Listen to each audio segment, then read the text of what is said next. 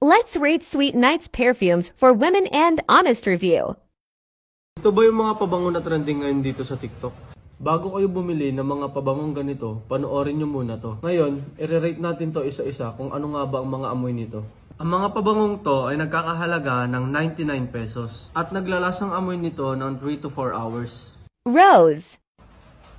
Ito mabango to, pang babae talaga. 8.5. Watermelon lemon. Ito mabango to. Mabango to guys.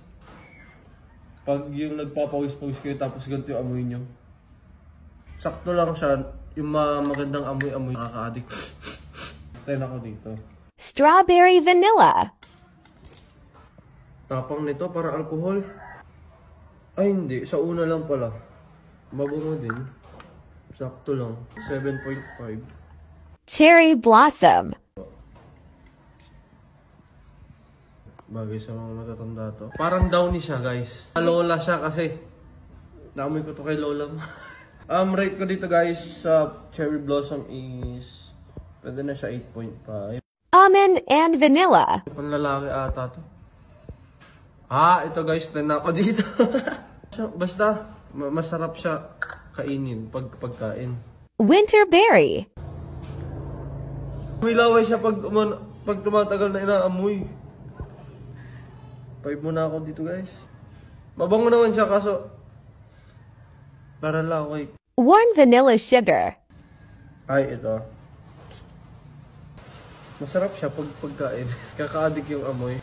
9.5. Lavender and sandalwood.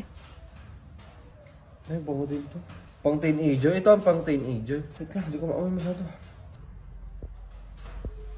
7 lang guys. Vanilla and spice. No. Ito mabango to guys. 10 ako dito.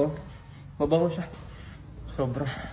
Ano siya? Parang katulad siya. Ito almond and vanilla. Halos magkatulad sila. Pink chiffon.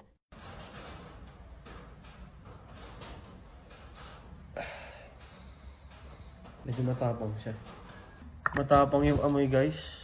Parang sabihin na natin 6. 1,000 wishes.